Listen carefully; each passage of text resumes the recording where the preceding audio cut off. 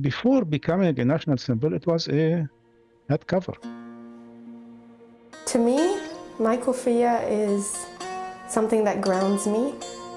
My grandpa used to wear this, my great-grandparents used to wear this. It's been going on for decades now and centuries. Like, it's not just like a resistance piece. This is to show that we're Palestinian, we're Middle Eastern. It's part of us, you know?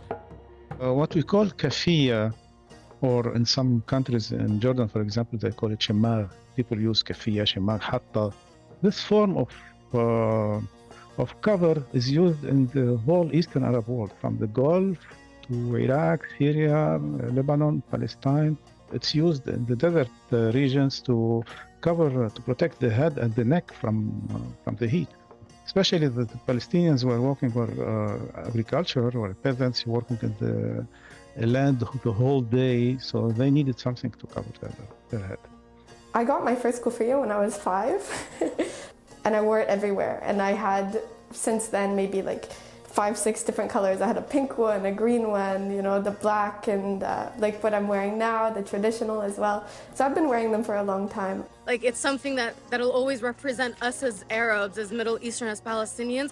It's not just like for resistance, not just against what's going on right now.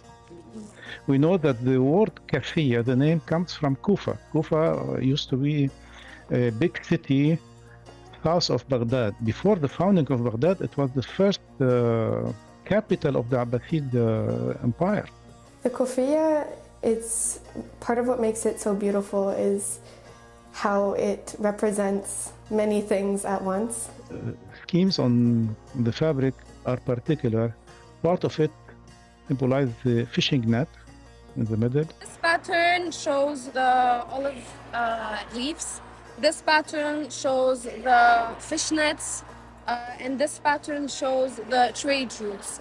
Between 1936 and 1939, there was an uprising, Palestinian uprising against the British mandate. And the militants were covering their faces with the kuffiyeh. So the British soldiers were arresting everyone who was wearing a kuffiyeh, thinking that he was a militant.